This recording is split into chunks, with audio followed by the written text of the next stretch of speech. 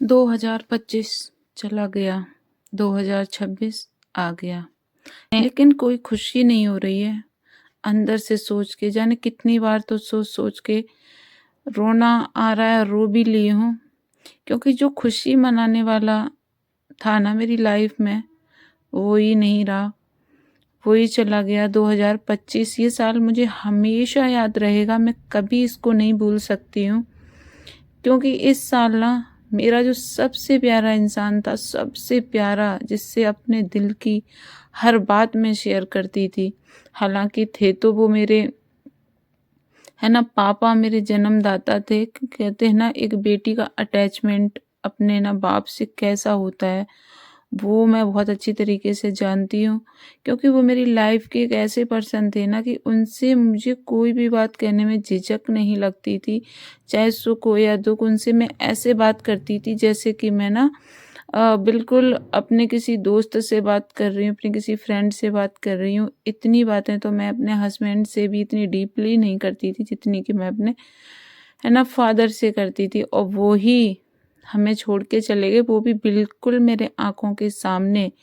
होता है ना कि जब कोई आपके सबसे ज़्यादा करीब होता है, आपके सबसे ज़्यादा करीब होता है, अगर आपके सामने आपको छोड़ के जाए, तो फिर ना उसको भूलना बहुत ही ज़्यादा मुश्किल होता है। फिर चाहे वो कोई भी हो रिश्ते में, मैं ये नहीं कहती कि नहीं फादर ही हो, मदर ही हो, अदरवाइज कोई भी रिश्ता हो, अगर वो आपके सबसे ज़्यादा करीब है, अगर वो आपको छोड़ के जाता है, तो उसको भूल पाना और उसकी यादें अपने ना माइंड से निकालना बहुत ही ज़्यादा असंभव है।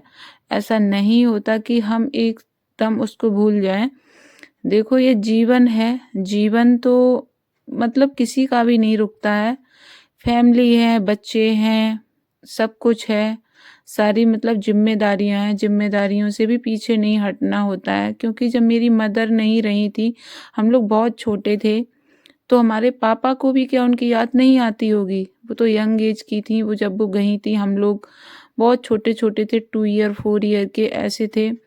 तो फिर भी पापा ने हम लोगों को ऐसे पाला था ना कि बिल्कुल कोई कमी फील ही नहीं होती थी कि नहीं, कि मतलब मम्मा नहीं है।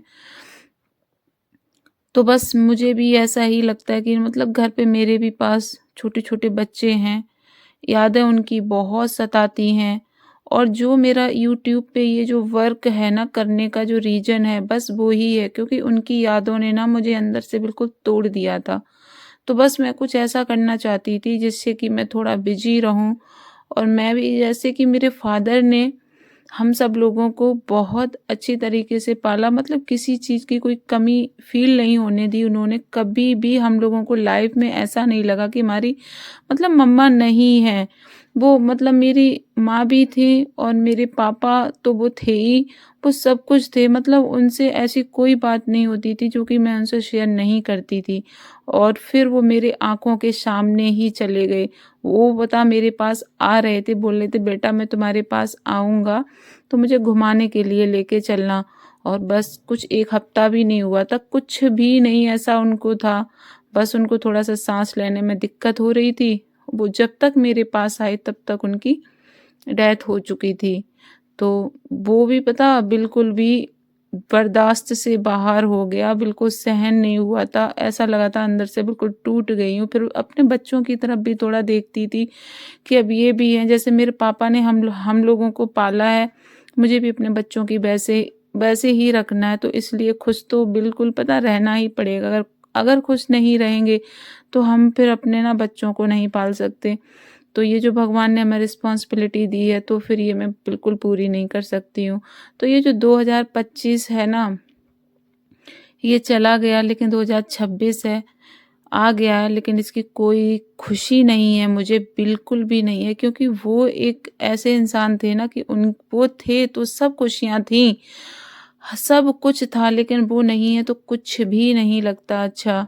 और जब भी कुछ ऐसा न्यू ईयर या कोई फेस्टिवल आता था तो सबसे पहले उनका फ़ोन आता था। बहुत खुश होते थे वो, उनके जैसा कोई भी नहीं है। बहुत अच्छे थे वो, बहुत अच्छे फादर थे मेरे, मैं उनको बहुत याद करती हूँ। ऊपर से खुश रहती हूँ मैं, लेकिन अंदर से बिल्कुल भी खुश नहीं रहती हूँ। मैं अपने पापा को बहुत याद करती हूँ। मिस